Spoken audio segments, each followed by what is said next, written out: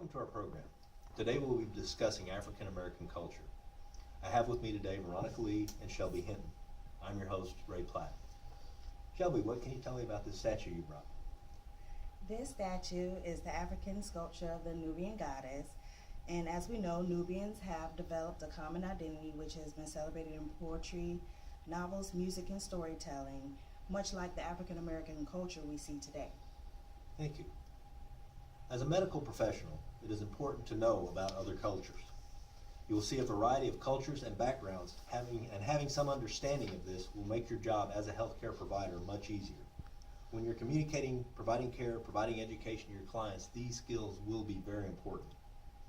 Veronica, what can you tell me about the demographics of African Americans in Jacksonville?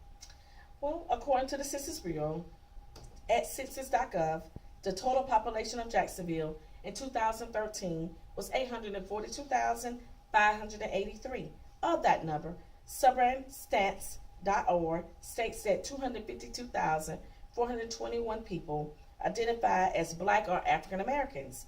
That's 29% of the population of Jacksonville. 46.64% are male, 53% are female, and the median is 30. There are also a total of over 93,000 African American occupying homes in Jacksonville. Of those homes, 66% are families, 43% are husband-wife homes, 47% are female-led with no husband, leaving 8.81% male-led with no wife present. Thank you, Shelby. So what about religious beliefs among African Americans? According to the Journal of the National Medical Association, there is much diversity in the religious beliefs and practices of African Americans. The majority are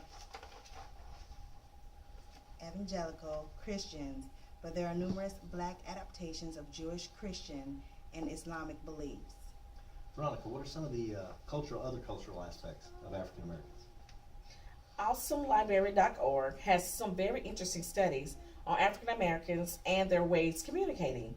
There are subjects of time and personal space. Some studies indicate that in race-matched pairs, Black children will stand closer to each other during conversations. Other studies have shown that as African Americans become adults, they employ a greater public distance from each other when interacting.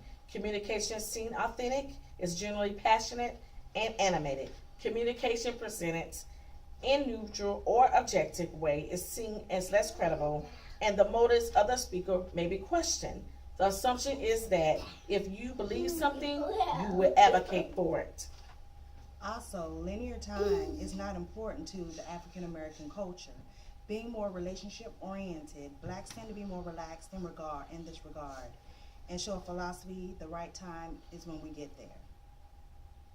Among friends, African Americans would employ more physical touch than European Americans. However, the people of Latin Arabic cultures will employ more physical touch than African Americans. Let's talk about some health issues that are important to African Americans. Well, the top 10 leading causes of death for African Americans are heart disease, cancer, stroke, diabetes, unintentional injuries, kidney disease, chronic lower respiratory disease, homicide, septicemia, and Alzheimer's disease. This ranking came from the Centers for Disease Control's website. The CDC website also lists other important health issues of interest to African Americans, such as infant mortality, preterm birth, teen pregnancy, asthma, high blood pressure, smoking, tobacco use, overweight, obesity, high cholesterol, nutrition, physical activity, seasonal influenza, HIV, and tuberculosis. Also, a number of these illnesses can be attributed to dietary differences. A study by Chan, Stamler, and Elliott reported that compared with whites, Blacks consumed on average lower amounts of whole grains, fruits, and vegetables. Also, Blacks consume a higher percentage of carbohydrates, more meats, sweets, and fats than whites. The website, www.healthypeople.gov, in the topics and objectives section has links to several of health issues we have discussed. Not only gives an overview of the condition and causative factors, but discusses individuals as well. I would like to add to the culturally and logistic appropriate services in health and healthcare standards as set forth by the U.S. Department of Health and Human Services and being studied in Florida.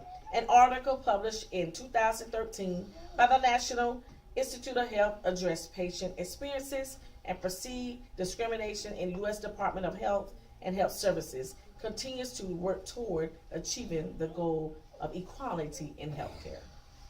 As you can see, we still have our work cut out for us as healthcare providers. We all need to do our part to become culturally sensitive and understand the variety of cultures we will encounter. Thank you, Veronica and Shelby, for your time and your valuable You're information, welcome. and thank you for watching.